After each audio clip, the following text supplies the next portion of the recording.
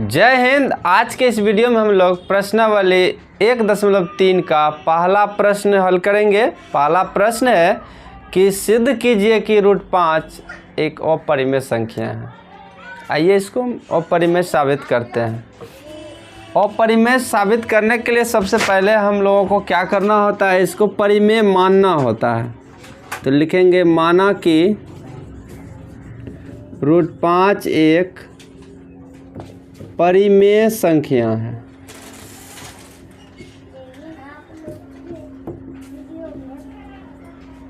परिमेय मानने के बाद हम लोग इसको, यदि हम इसको परिमेय मान लिए हैं तो परिमेय तो P/Q के रूप में लिखा जा सकता है। तो इसको P/Q के इक्वल कर देंगे। फिर इसके बाद आता है जहाँ P और Q पूर्णांक है तथा Q0 = 0, ये भी कंडीशन है। साथ ही साथ और एक और लाइन इसमें ऐड कर देना है, P तथा Q सहअभाज्य संख्या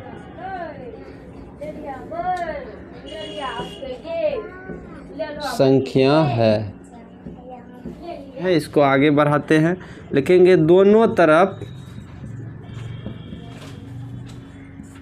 वर्ग करने पर तो P/Q दोनों का वर्ग किए हैं तो दोनों में स्क्वायर होगा, और √5 का भी वर्ग किए हैं, इसका भी स्क्वायर हो जाएगा। फिर देखते हैं ये P²/Q² बराबर हो जाएगा 5।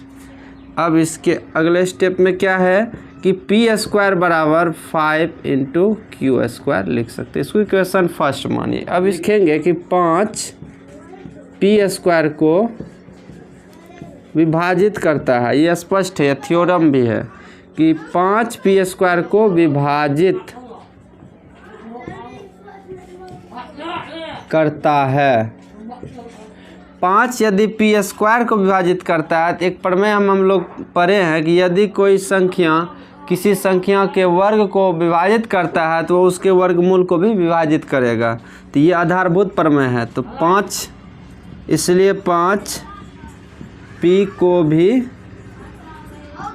विभाजित करेगा। अब इसके बाद क्या करना है, पुनः एक बार हम लोग मानते हैं और लिखेंगे माना कि, पुनः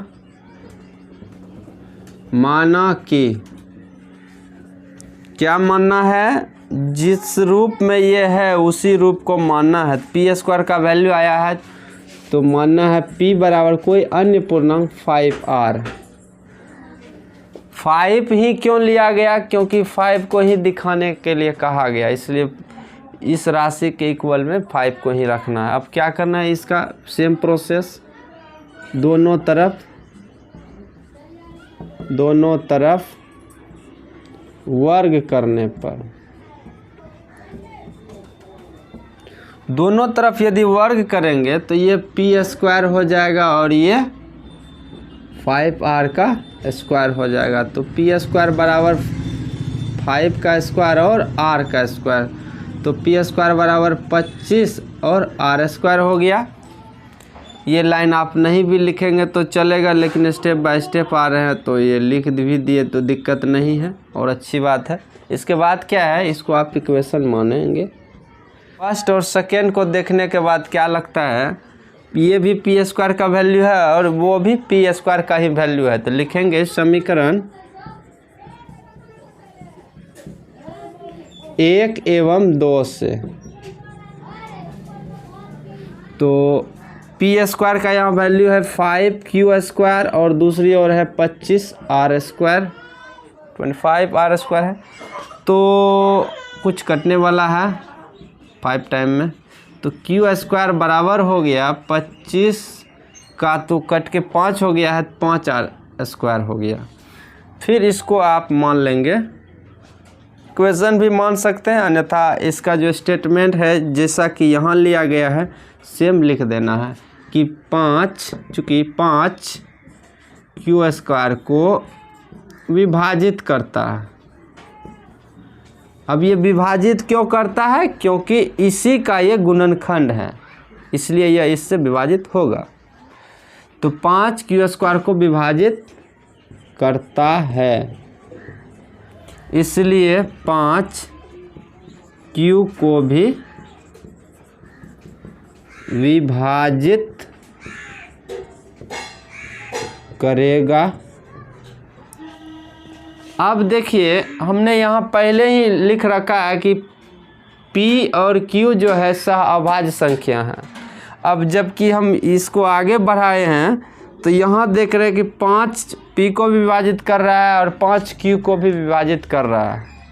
अगर ये ऐसा है तो हमारे मान्यता के ये विरुद्ध जा रहा है। तो इसके लिए हम लोग स्टेटमेंट और बढ़ाएंगे, आगे लिखेंगे। यहाँ देखें और यहाँ देखें, दोनों स्टेटमेंट को मिलाकर एक नया स्टेटमेंट होगा। इसलिए 5 P और Q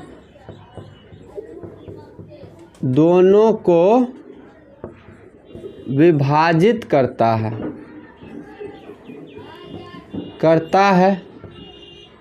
और अगर 5 P और Q दोनों को विभाजित करता है तो यहीं से तो हमारा जो ये मान्यता है वो फॉल्ट हो रहा है। तो लिखेंगे जो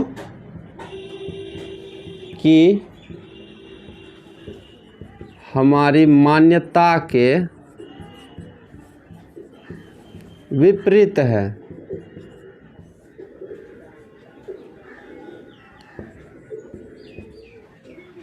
तो ये हमारे विरुद्ध चला गया, तो हम लिखेंगे अगला इसका स्टेप। इसलिए हमारा मानना कि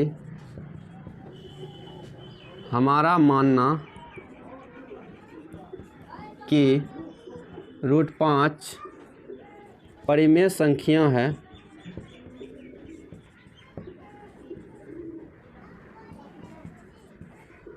गलत है, अर्थात √5 एक अपरिमेय संख्या है।